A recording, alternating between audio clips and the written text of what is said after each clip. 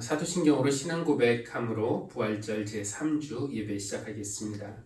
전능하사 천지를 만드신 하나님 아버지를 내가 믿사오며 그 외아들 우리 주 예수 그리스도를 믿사오니 이는 성령으로 잉태하사 동정녀 마리아에게 나시고 본디오 빌라도에게 고난을 받으사 십자가에 못 박혀 죽으시고 장사한 지 사흘 만에 죽은 자 가운데서 다시 살아나시며 하늘에 오르사 전능하신 하나님 우편에 앉아 계시다가 저리로서 산자와 죽은 자를 심판하러 오시리라. 성령을 믿사오며 거룩한 공예와 성도가 서로 교통하는 것과 죄를 사하여 주시는 것과 몸이 다시 사는 것과 영원히 사는 것을 믿사옵나이다. 아멘. 오늘 부활절 제3주 예배에 오신 분들, 또 가정에서 예배하시는 모든 성도님들을 주님의 이름으로 환영합니다.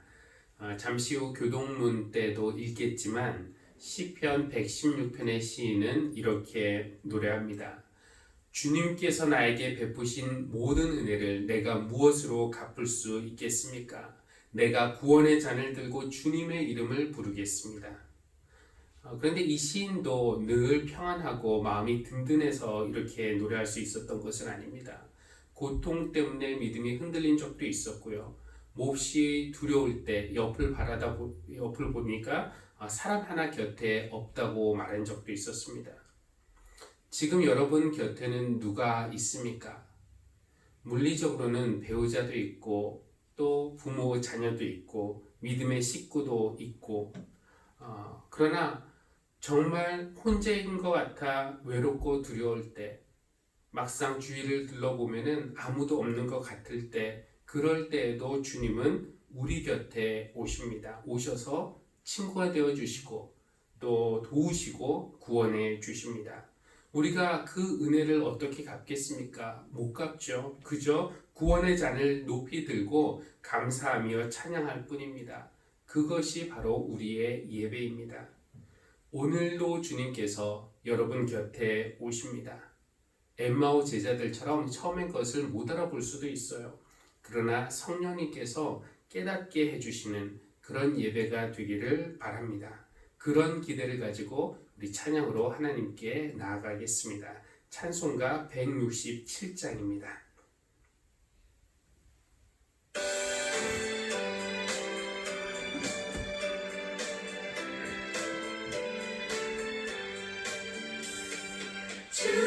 즐겁도다 이날 세세에 할 말 사망 권세 깨고 하늘이 열려 죽은 자가 다시 살아나와서 생명의 주 찬송하도다. 즐겁도다 이날 세세에 할 말 사망 권세 깨고 승리하셨네. 부활하신 주님 나타나시니 천지 만물 모두 새 옷 입었네. 모친 만발하고 잎이 굳어져 승리하신 주를 찬송하도다. 즐겁도다 이날 세세에 할 말 사망 권세 깨고 승리하셨네. 임금의 주 예수 죽음 이기고 물도 문을 열고 살아나셨네. 주의 말씀대로 이루어져서 사흘 만에 다시 살아나셨네. 즐겁도다 이날 세세에 할 말. 사망 권세 깨고 승리하셨네. 아멘.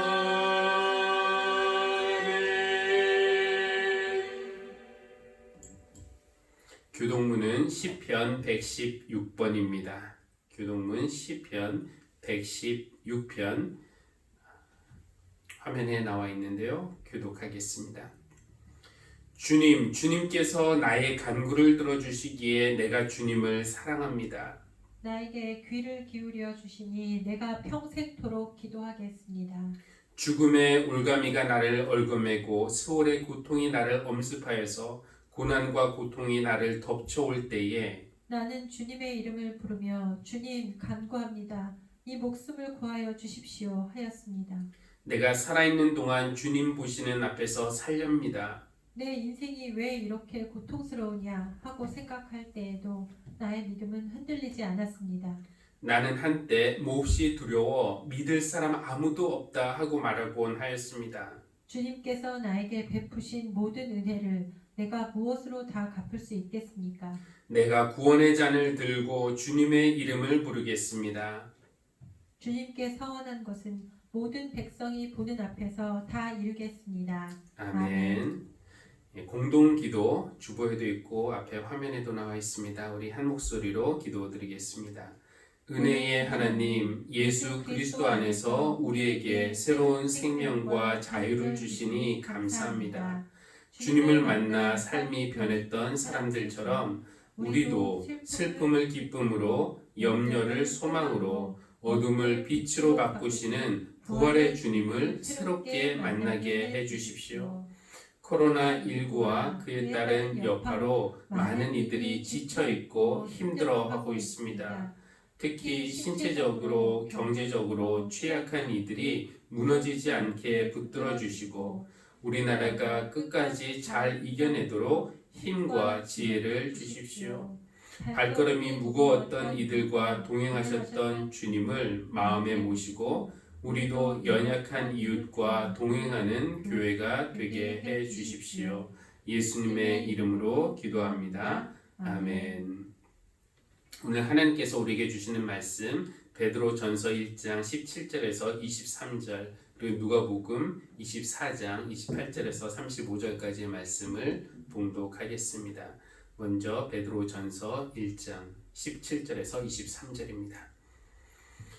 그리고 사람을 겉모양으로 판단하지 않으시고 각 사람의 행위대로 심판하시는 분을 여러분이 아버지라고 부르고 있으니 여러분은 나그네 삶을 사는 동안 두려운 마음으로 살아가십시오.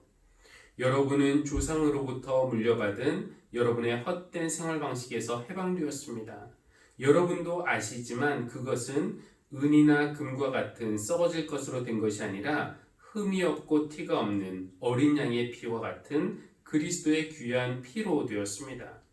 하나님께서는 이 그리스도를 세상이 창조되기 전에 미리 아셨고 이 마지막 때에 여러분을 위하여 나타내셨습니다. 여러분은 그리스도로 말미암아 하나님을 믿고 있습니다. 하나님은 그리스도를 죽은 사람 가운데서 살리시고 그에게 영광을 주셨습니다.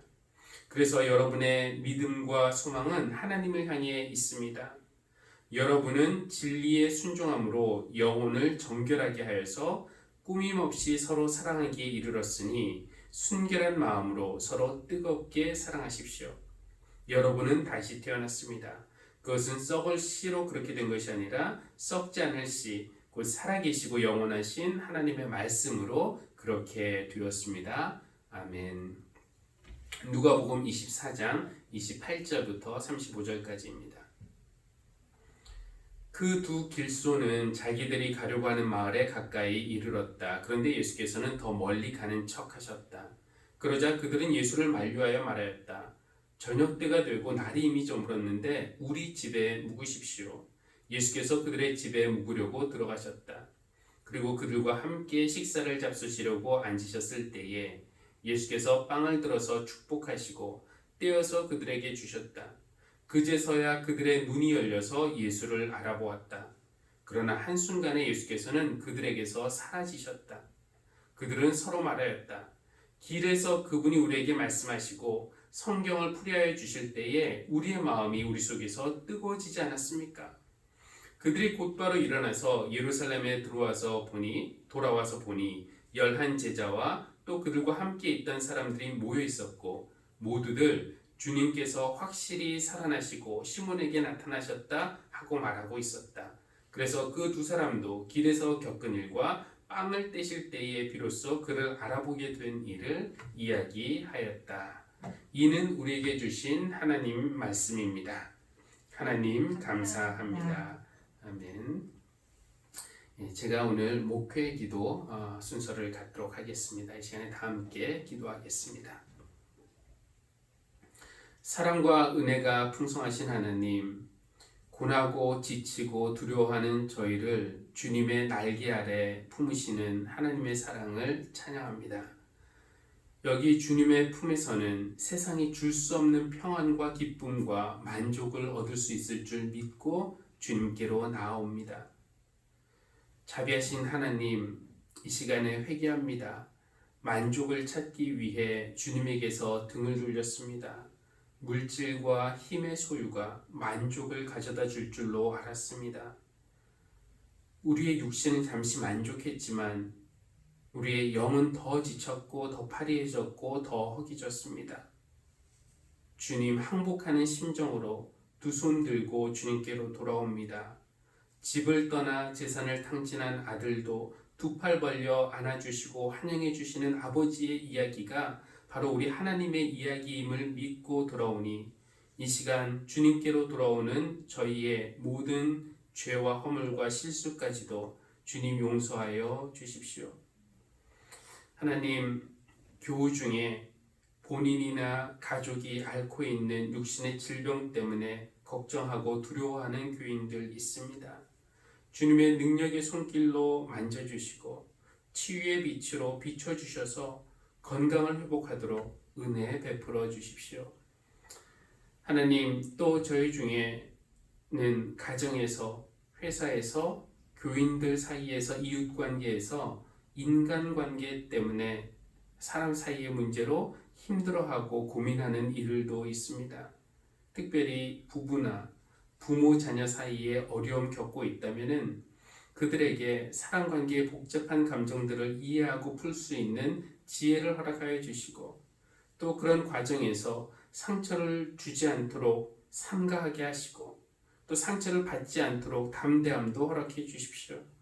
하나님께서 저희 등 뒤에 계시며 지지하시고 응원하신다는 것을 잊지 않게 해주십시오. 가족의 영혼 구원을 위해 간절히 기도하는 이들 있습니다. 자녀 양육에 부족함을 느끼는 부모들 있습니다. 어둠과 혼란 속에서 삶의 방향을 잃은 이들도 있습니다. 공부하는 데 있어서 버거움을 느끼는 자녀들도 있습니다. 각 교우들에게 필요한 것을 주님께서 더 잘 아시니 위로하시고 격려하시고 필요한 것을 넉넉하게 공급해 주셔서 이 땅에서 살아갈 때에 주님과 동행하는 그 기쁨과 능력을 알고 누리게 해 주십시오. 교회의 주인이신 하나님, 우리 하늘씨앗 교회를 위해 기도합니다. 특별히 오늘은 어린이들을 위한 예배를 시작할 수 있도록 주님 인도하여 주셔서 이 교회에 더 많은 어린이들이 모이게 하시고 이들이 믿음과 사랑 안에서 건강하게 자랄 수 있도록 주님께서 인도해 주시기를 기도합니다. 또 주일 예배와 수요 예배와 새벽 기도회로 모여서 예배하고 기도할 때마다 은혜가 넘치게 하시고 관계가 회복되며 기도가 응답되고 교회가 부흥하고 성장하게 인도해 주십시오. 지금은 코로나19 때문에 교회에서 여러 가지 모임 못하고 있지만 곧 만나서 성도의 즐거운 교제 나누며 또 하나님께서 기뻐하시는 일들을 우리가 더 열심히 할 수 있도록 은혜 베풀어 주십시오. 특별히 우리 나라를 위해서 기도합니다. 하나님의 도우심으로 코로나19를 성공적으로 극복하게 하여 주심을 감사합니다. 끝까지 방심하지 않고 힘과 마음을 모아서 온 국민이 이 어려움을 함께 이겨나가게 하여 주시고, 또 특별히 나라를 이끌어가는 지도자들에게 하나님의 지혜와 예수님의 마음을 허락해 주십시오. 특별히 더 큰 타격을 입은 연약한 이웃들을 돌보는 섬세함도 잊지 않게 해주십시오. 오늘 우리가 이렇게 모여서 또 영상으로 예배하게 하시니 감사합니다. 이 부활절기에 부활하신 주님을 만나서 변화된 많은 이들의 이야기를 성경에서 듣습니다. 우리도 부활하신 주님의 능력으로 무거운 마음이 가벼워지고 어둡던 삶이 밝아지고 두렵던 삶에 감사와 기쁨 넘치게 인도하여 주십시오. 죽음에서 부활하신 예수님의 이름으로 기도합니다. 아멘.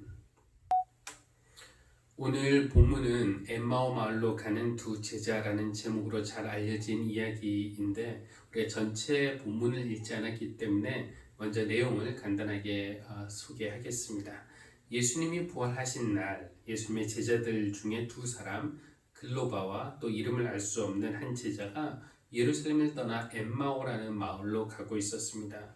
그 다른 제자가 누구인지 알 수는 없지만 예수님 십자가에 달리실 때 글로바의 아내 마리아가 그 앞에 있었다는 요한복음의 기록을 보면은 당연히 이제 글로바와 그의 아내라고 우리가 추측할 수 있습니다. 저는 그 두 사람이 늘 남성 제자들이었을 것이라고 막연히 생각을 했었는데 부부일 것이라는 주장이 상당히 흥미롭게 들렸습니다. 오늘 말씀이 특별히 부부이신 여러분들에게는 조금 더 특별한 의미로 다가오기를 바랍니다. 그 두 명이 예루살렘에서 엠마오로 가면서 예수님이 십자가에 돌아가신 것에 대한 충격과 슬픔에 대해서, 그리고 새 시대에 대한 꿈과 그 좌절에 대한 그런 대화를 나누고 있었습니다. 그런데 길을 걷고 있을 때에 어디선가 낯선 사람이 자기들 곁에 와서 동행을 하게 되죠. 그분은 부활하신 예수님이었지만 이 두 사람은 그를 알아보지 못했습니다. 제자라면 얼굴을 보면 당연히 알아봤을 만한 분이었겠지만 무엇에 눈이 가렸는지 어두워졌는지 알아보지 못했습니다. 이 낯선 사람이 두 제자에게 묻습니다. 당신들이 걸어가면서 서로 주고받은 그 이야기는 무엇이었습니까? 그때 두 사람은 조금 어이가 없다는 듯이 반응했어요. 아니, 당신도 지금까지 예루살렘에 있었다면서 거기에서 요즘 일어난 일을 당신만 모른다는 말입니까? 그러면서 설명하기를 예수라는 분이 계셨는데 그가 이스라엘을 구원할 분이라고 모두가 기대했다는 것. 그런데 불행히도 그가 십자가 체형을 당했다는 것. 그분의 죽음과 함께 자기들이 걸었던 모든 소망도 사라졌다는 것을 이야기합니다. 그러면서 덧붙인 말이 예수님의 부활에 대한 것이었는데요. 몇몇 여인들이 새벽에 예수님 무덤에 갔다가 그분 시신은 찾지 못하고 그가 살아나셨다고 말하는 천사들의 이야기를 듣고 와서 자기들을 놀라게 했다는 것입니다.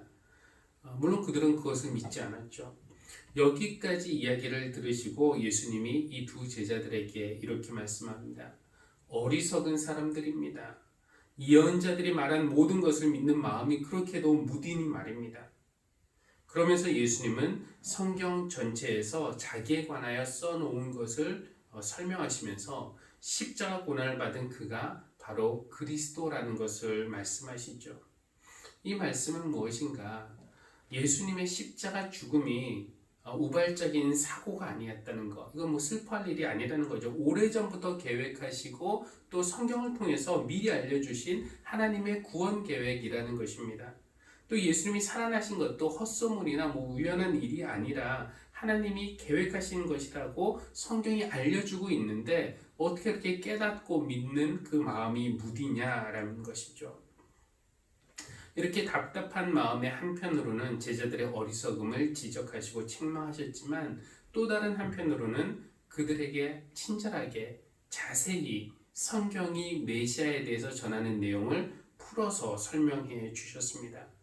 그렇게 천천히 설명을 하시면서 가다 보니까 어느새 엠마오 마을에까지 도착했습니다. 다 도착했는데 예수님이 더 가시려는 척 하시자 두 명은 예수님을 붙들었습니다. 저녁 때가 되고 날이 이미 어두웠는데 어디에 더 가시겠습니까? 우리 집에 묵으십시오. 그들이 예수님이 그들과 함께 집으로 들어가셨고 거기서 식사를 하시는데 이 식사 시간에 아주 중요한 사건이 일어나게 되죠. 손님이셨던 예수님은 어느새 주인처럼 행세하고 계십니다. 30절 보니까 그들과 함께 음식을 잡수시려고 앉으셨을 때에 예수께서 빵을 들어서 축복하시고 떼어서 그들에게 주셨다라고 되어 있습니다. 예수님이 주시는 그 빵을 받아 먹는 순간에 신비로운 일이 일어났습니다. 길에서는 어두웠던 그들의 눈이 그 순간에 밝아진 것입니다. 그리고 그분이 부활하신 주님이라는 것을 깨닫게 된 것이죠. 그런데 재회의 기쁨을 나눌 겨를도 없이 그분이 부활하신 예수님이라는 것을 알아채자마자 예수님은 호련히 사라지셨습니다. 신비감에 빠진 두 제자가 서로를 보며 말하죠. 길에서 그분이 우리에게 말씀하시고 성경을 풀이하여 주실 때에 우리 마음이 뜨거워지지 않았습니까? 그리고 그 길로 곧장 예루살렘에 달려갔고 거기에서 예수님이 자기들에게 나타나신 것 그리고 함께 떡을 뗐을 때 그 경험했던 신비로운 일들을 나머지 그 제자들에게 증언했다는 것이 오늘 본문의 내용입니다.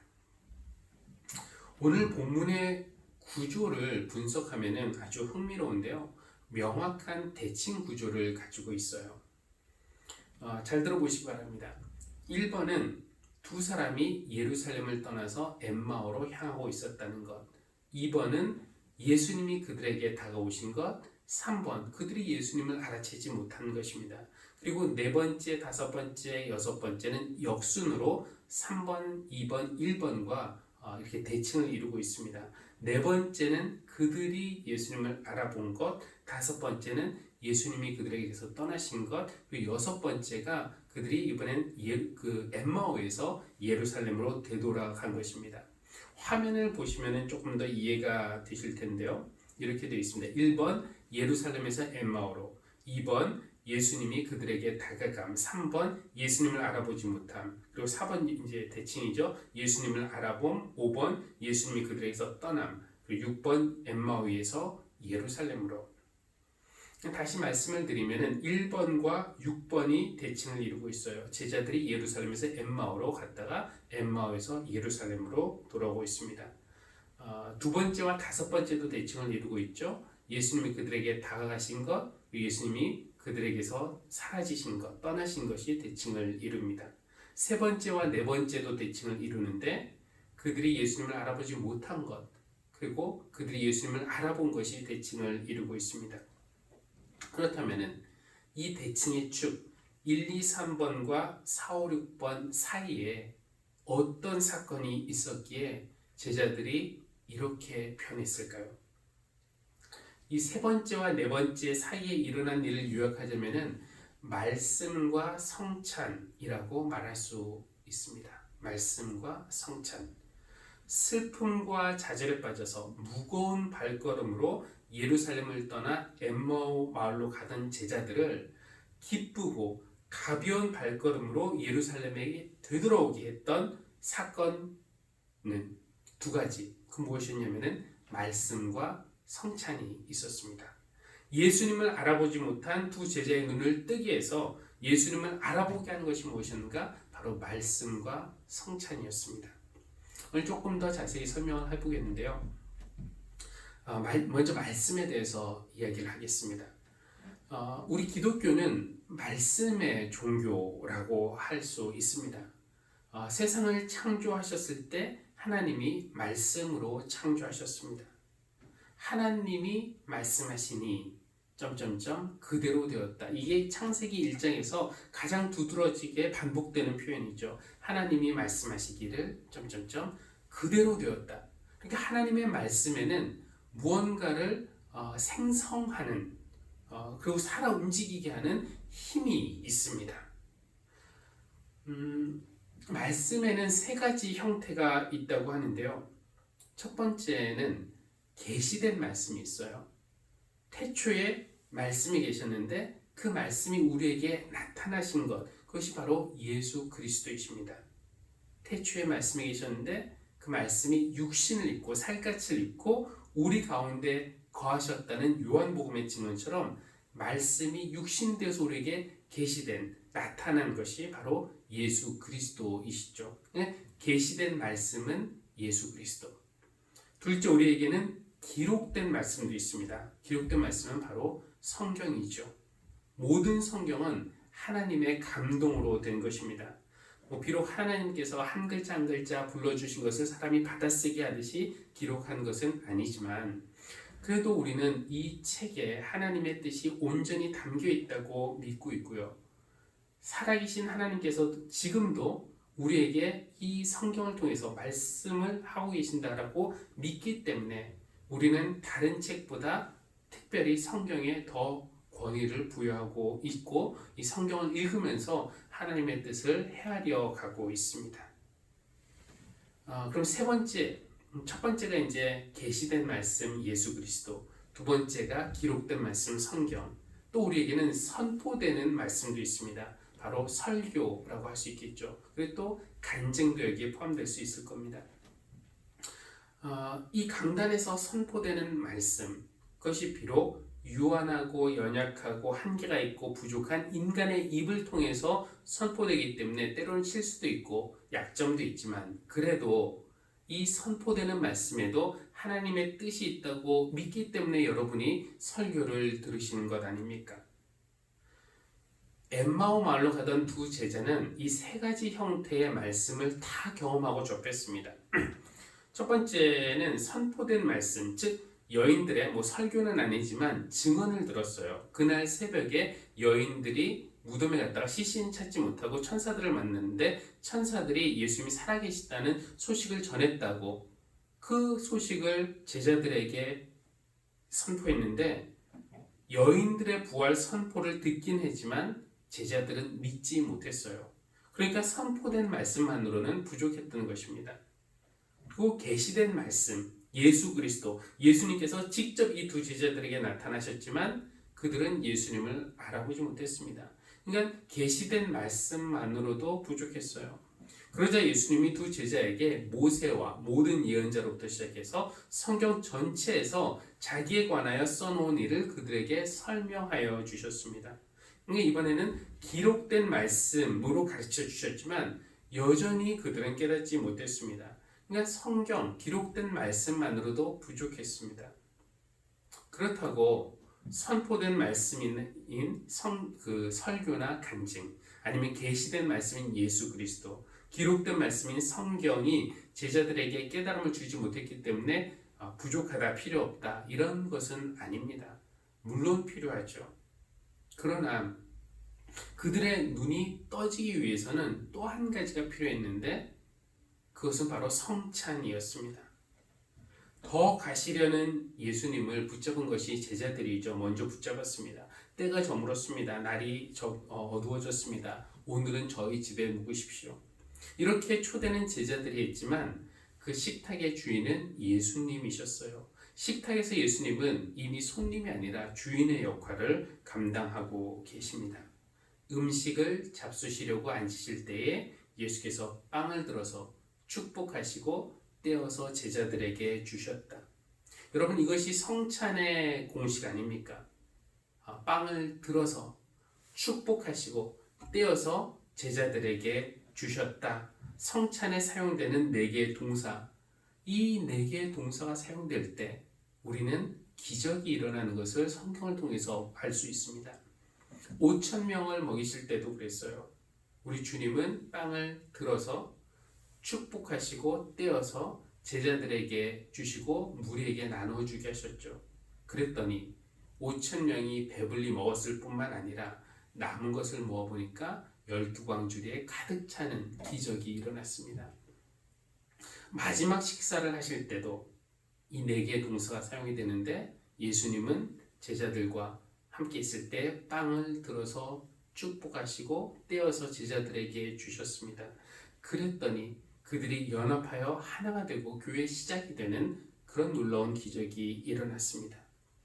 오늘 본문에서도 이 엠마오 제자들과 함께 식사를 하실 때에 예수님께서 빵을 들어서 축복하시고 떼어서 그들에게 주셨습니다.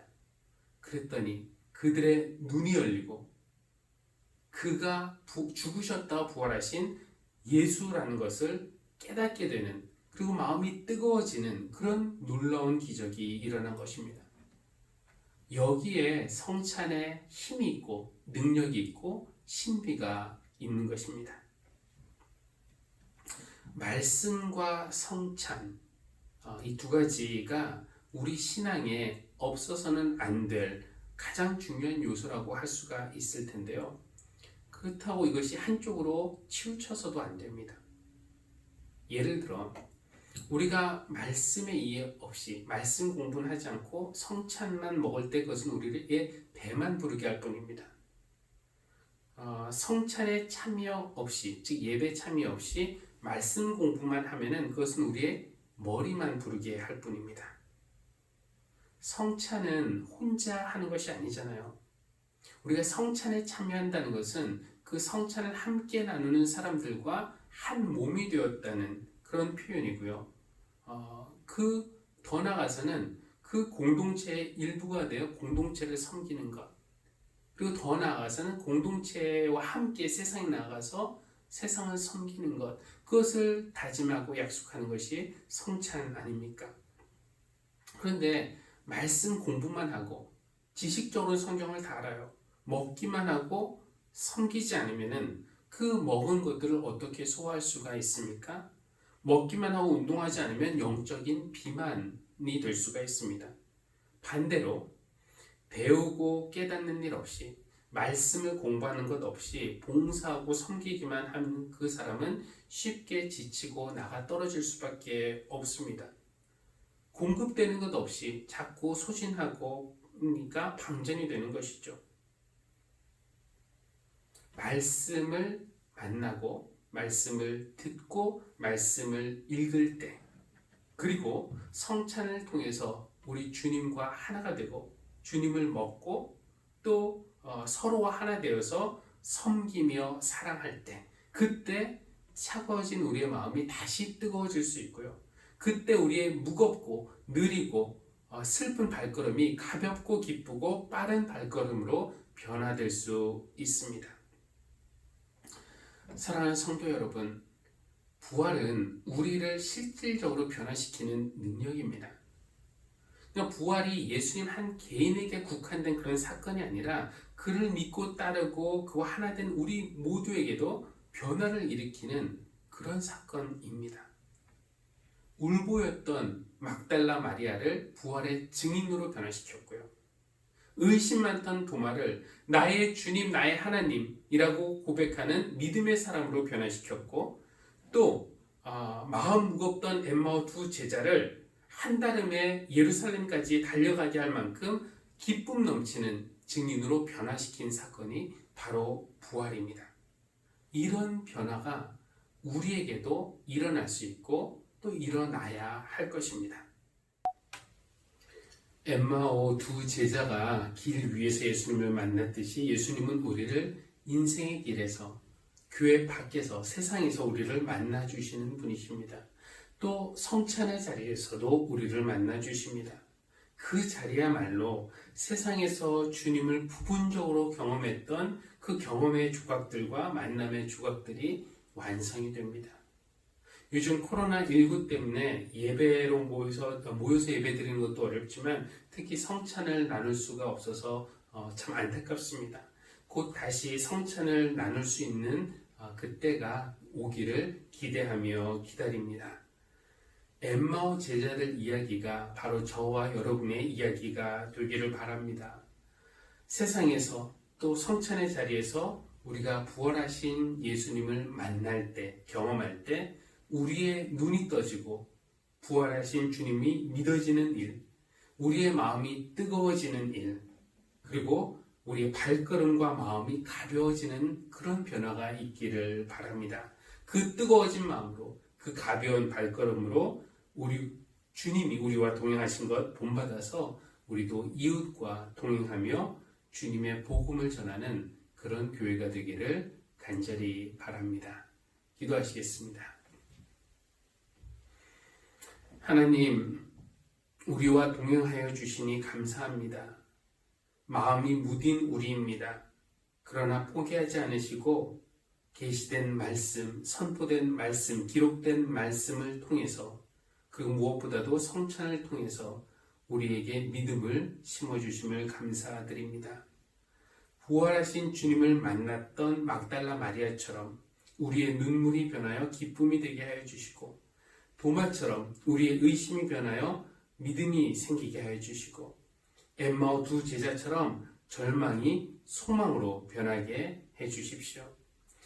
우리 교회가 제자들의 모임처럼 부활하신 주님을 만난 기쁨과 감격을 나누며 뜨거운 마음으로 서로 사랑하며 가벼운 발걸음으로 세상에 나아가 세상을 섬기는 그런 교회가 될 수 있도록 인도하여 주십시오.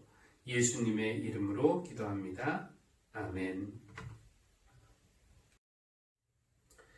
찬송가 162장 부활하신 구세주 함께 찬양하겠습니다. 찬송가 162장입니다.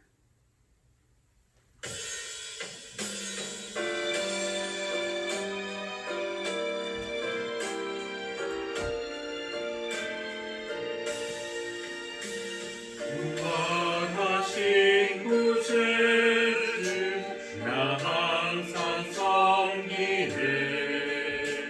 온 세상 조롱해도 주 정령 사셨네. 은혜로운 손길 부드러운 음성 주 예수 나와 함께 늘 계시네. 예수 내 살아계셔서 주 동행하여 주시며 늘 말씀하시네. 예수 내 구세주 예수 내 맘에 살아계시네. 내 살아계시네.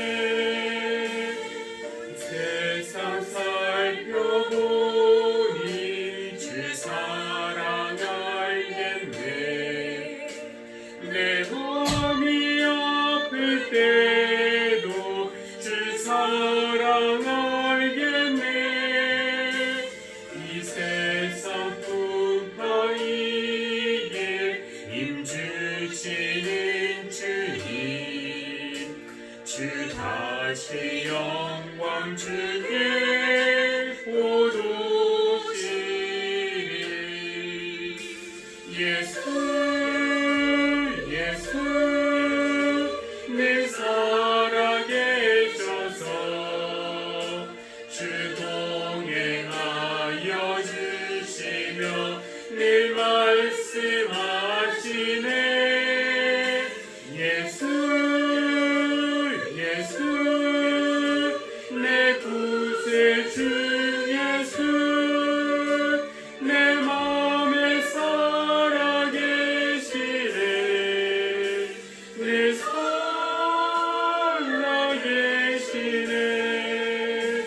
주 믿는 성도들아 다 기쁜 노래로 주 예수를 원해 다 찬양 드리세. 이 세상 소망이요 참 친구 되시는 주 예수 영원토록 찬양하세. 예수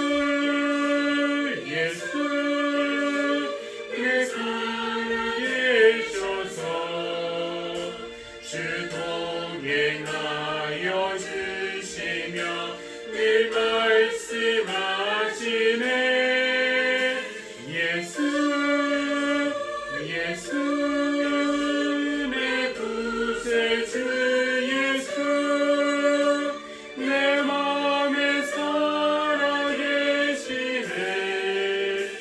내 살아계시네.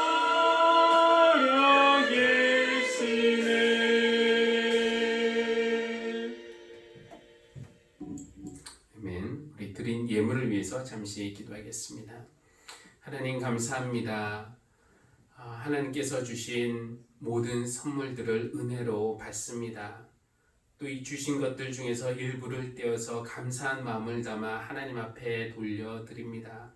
하나님께서 우리 모든 성도들이 드리는 이 예물을 기쁘게 받아주시고 하나님 나라의 확장과 복음의 전파를 위해서 귀하게 사용하여 주십시오. 사용되어지는 곳마다 그리스도의 열매들이 맺어질 수 있도록 인도하여 주시고 더 많은 사람들이 구원의 복음을 듣고 예수님을 믿고 구원받는 그런 놀라운 일들이 일어날 수 있도록 우리 교회를 사용하여 주시기를 간구합니다. 드린 손길 위에 하나님께서 큰 은혜 베풀어 주실 줄 믿으며 감사드리며 예수님의 이름으로 기도합니다.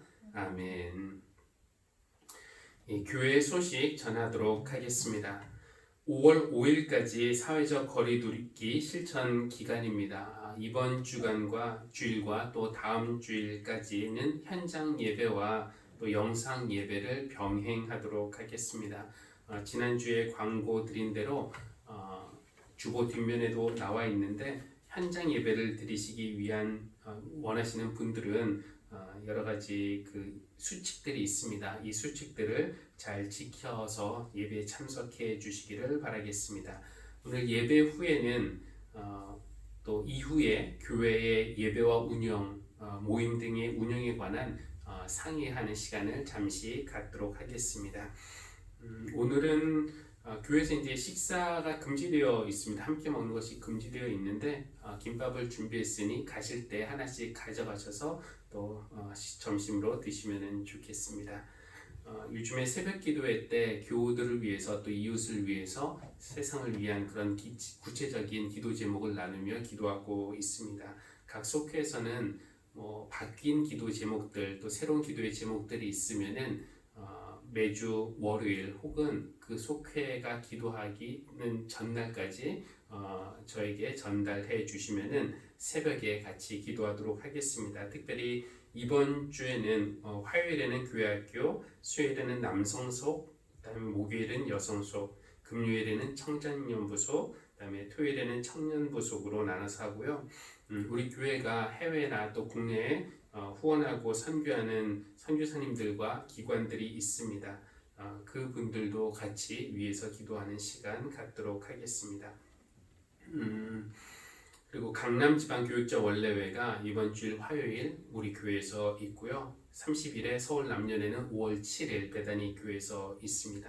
특별히 여러분 신앙 실천을 보시면은 에베소서를 읽으면서 녹음해 보기라고 했는데 다음 주는 좀 에베소서 말씀을 새벽에 나누려고 합니다. 여러분께서 읽고 필사하는 거는 좀 힘들어도 한번 녹음해 보시고 또 녹음한 것들을 여러 사람들과 좀 나눌 수 있는 사람들과 나누면은 좋겠다는 생각도 듭니다. 그리고 이웃사랑으로서는 경주 푸르른 지역아동센터와 신망원 선교사들을 기억하면서 기도하는 것을 실천해 주시기를 바라겠습니다. 우리 보냄의 말씀 후에 파송 찬송 그리고 축도로 예배를 마치겠습니다. 부활하신 주님은 무거운 발걸음으로 옛 생활로 돌아가려는 우리 곁에 오십니다. 말씀을 듣고 주님을 만났으니 이제는 가벼운 발걸음으로 세상에 나아가십시오. 막달라 마리아처럼 도마처럼 엠마오 제자들처럼 뜨거워진 마음으로 살겠습니다. 주님께서 우리와 동행하셨듯이 우리도 주님과 동행하며 주님을 전하겠습니다. 아멘. 파송찬송 635장 주기도문송입니다.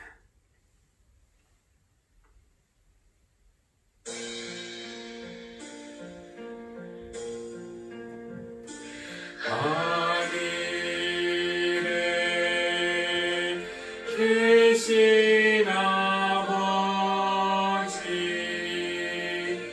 이름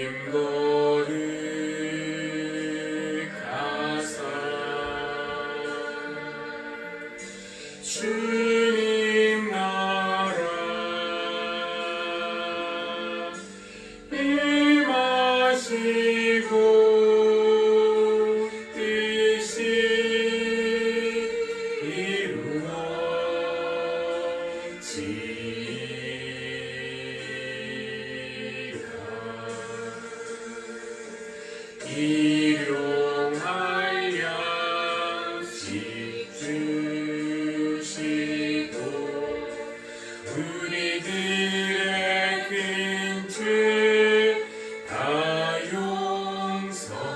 용서하옵시고 또 시험에 들게 마시고 악에서 구원하소서.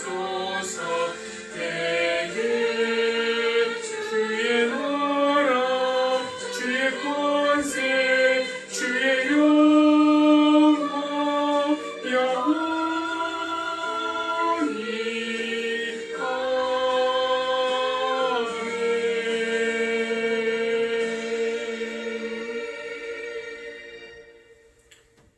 이제는 우리를 구원하신 예수 그리스도의 은혜와 우리를 사랑하시는 창조주 하나님 아버지의 크신 사랑과 늘 우리와 함께 하시며 위로하시고 격려하시는 성령님의 감화 감동 교통하심이 오늘 예배를 드리고 또 가벼워진 발걸음으로 세상에 나아가 부활의 증인으로 살기를 원하고 결단하는 모든 성도님들 위해 지금부터 영원까지 늘 함께 하시기를 간절히 축원합니다.